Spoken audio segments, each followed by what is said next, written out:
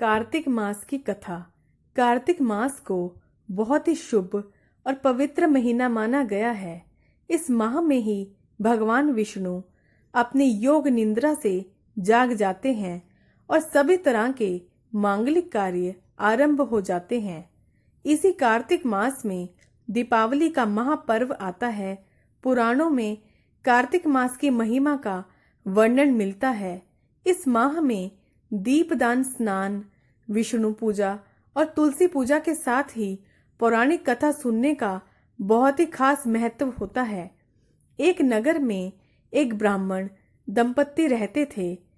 फिर दोनों प्रतिदिन 7 कोस दूर गंगा और यमुना में स्नान करने जाते थे।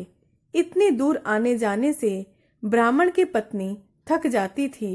एक दिन उसने अपने पति से कहा कि हमारा एक पुत्र होता तो कितना अच्छा रहता। पुत्र के बहू आती तो हमें घर वापस जाने पर खाना बना हुआ मिलता और बहू घर का काम भी कर देती। ब्राह्मण ने अपनी पत्नी की बात सुनकर कहा कि तूने बात तो सही कही है, चल मैं तेरे लिए बहू ला देता हूँ। ब्राह्मण ने कहा कि एक पोटली में आटा डालकर कुछ मोहरे रख दे। ब्राह्मण के कहे अनुसार उसने पोटली बांधकर दे दी। पोटली लेकर ब्राह्मण चला गया। ब्राह्मण को सफर के दौरान यमुना के किनारे बहुत ही सुंदर लड़कियां दिखाई दी। वह रेत में घर बनाकर खेल रही थी। उनमें से एक लड़की ने कहा कि मैं अपना घर नहीं बिगाड़ूंगी, मुझे तो रहने के लिए यह घर चाहिए। लड़की की बात सुनकर ब्राह्मण मन ही मन सोचने लगा कि बहू बनने के लिए यही लड़की उचित है। जब लड़की जाने लगी तो ब्राह्मण भी उसके पीछे पीछे उसके घर तक चला गया। वहां जाकर ब्राह्मण ने उस लड़की से कहा कि बेटी, कार्तिक मास चल रहा है, इसलिए मैं किसी के घर का खाना नहीं खाता। मैं अपने साथ आटा लेकर आया हूँ। तुम अपनी माता से पूछो कि क्या वह मेरे लिए आटा छानकर 4 रोटियां बना देगी। यदि वह मेरा आटा छानकर रोटी बनाएगी तो ही मैं रोटी खा लूंगा। लड़की ने जाकर अपनी माँ को यह सारी बात बताई।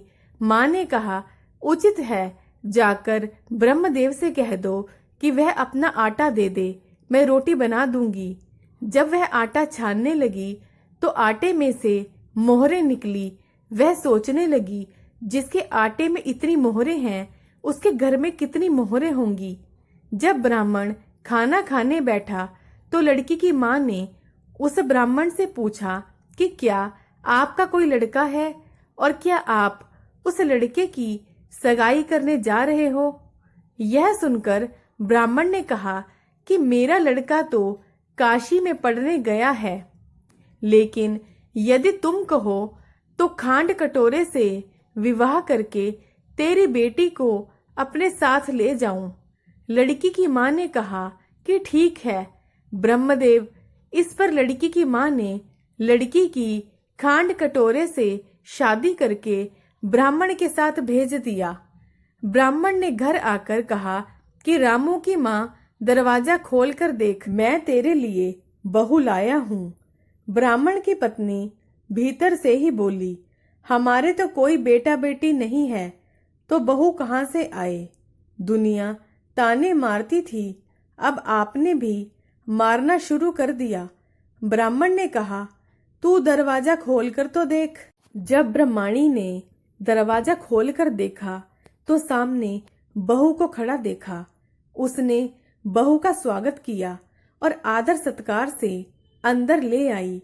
अब जब ब्राह्मण अपनी पत्नी के साथ नदी में स्नान करने जाता तो पीछे से बहू घर का सारा काम करके और खाना बनाकर रखती।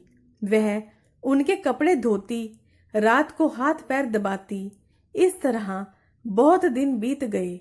ब्रह्माणी ने अपनी बहू से कहा कि बहू, कभी चूल्हे की आग बुझने मत देना और मटके का पानी कभी खत्म होने मत देना। परंतु एक दिन चूल्हे की आग बुझ गई।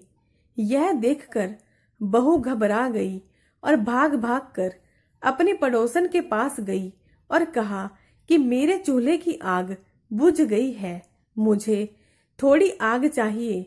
मेरे सास ससुर सुबह 5 बजे से गए हुए हैं, वे थके हारे लौटेंगे, इसलिए मुझे उनके लिए खाना बनाना है।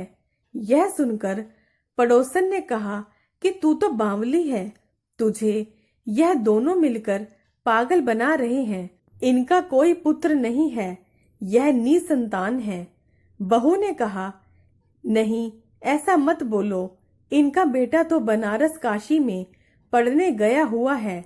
इस पर पड़ोसन ने कहा कि यह तुझे झूठ बोलकर लाए हैं, मेरी बात सच मान, इनका कोई बेटा नहीं है। अब बहू पड़ोसन की बातों में आ गई और कहने लगी कि अब आप ही बताओ कि मैं क्या करूं। पड़ोसन ने कहा कि करना क्या है, जब तुम्हारे सास ससुर आए तो जली हुई रोटियां बनाकर देना और बिना नमक की दाल बनाकर देना, खीर की कड़छी दाल में और दाल की कड़छी खीर में डाल देना। पड़ोसन ने उसे अच्छे से सिखा पढ़ा दिया। फिर जब उसके सास ससुर घर आए तो उसने ना तो उनका आदर सत्कार किया, ना ही उनके कपड़े धोए। जब उसने सास ससुर को खाना दिया तो सास बोली कि बहू, आज यह रोटियां जली हुई क्यों हैं, दाल भी आलूनी है। तब बहू ने पलटकर कहा कि एक दिन ऐसा खाना खा लोगे तो कुछ बिगड़ नहीं जाएगा तुम्हारा। सास ससुर की खरी खोटी सुनाकर वह फिर से पड़ोसन के पास गई और बोली कि अब आगे क्या करना है। पड़ोसन ने कहा, अब तुम 7 कोठों की चाबी मांग लेना। अगले दिन जब स्नान करने के लिए सास और ससुर जाने लगे तब बहू अड़ गई कि मुझे तो 7 कोठों की चाबी चाहिए। तब ससुर ने कहा कि इसे चाबी दे दो। तब सास ने बहू को चाबी दे दी। सास ससुर के जाने के बाद जब बहू ने दरवाजे खोले तो देखा कि किसी में धन भरा है, किसी में अन्न भरा है, किसी कोठे में बर्तन पड़े हैं।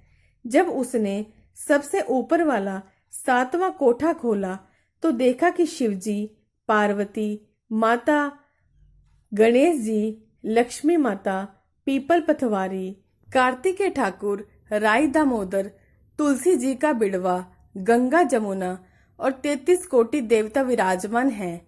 वहीं पर एक लड़का चंदन की चौकी पर बैठा माला जप रहा है।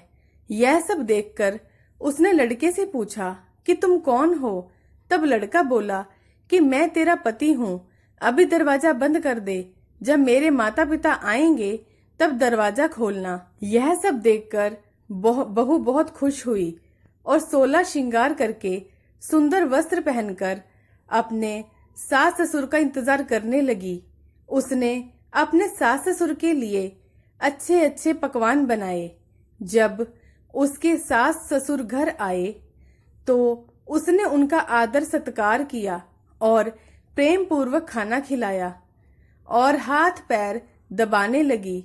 पैर दबाते दबाते बहू ने कहा कि माँ, आप इतनी दूर गंगा यमुना स्नान करने के लिए जाते हो तो आप थक जाते हो, इसलिए आप घर पर ही स्नान क्यों नहीं करती हो। यह सुनकर सास कहने लगी कि बेटी, गंगा जमुना घर पर तो नहीं बहती है। तब उसने कहा कि हाँ माँ जी, बहती है, चलो मैं आपको दिखाती हूँ। जब बहू ने 7वां कोठा खोलकर दिखाया तो उसमें शिवजी, पार्वती जी, गणेश जी, लक्ष्मी जी, पीपल पथवारी, कार्तिकेय ठाकुर, राई दामोदर, तुलसी जी का बिड़वा और 33 कोटि देवी देवता विराजमान हैं। वहीं पर बैठा एक लड़का माला जप रहा है। माँ ने उसे देखकर कहा, बेटा तू कौन है? लड़का बोला, माँ मैं तेरा बेटा हूँ। तब ब्रह्माणी ने पूछा कि तू कहाँ से आया है? लड़के ने जवाब दिया कि मुझे कार्तिकेय जी ने भेजा है। माँ ने कहा, बेटा यह संसार कैसे मानेगा कि तू मेरा बेटा है। माँ ने कुछ विद्वान पंडितों से मदद मांगी। पंडितों ने कहा कि इस पार बहू बेटा खड़े हो जाएं और उस पार माँ खड़ी हो जाए।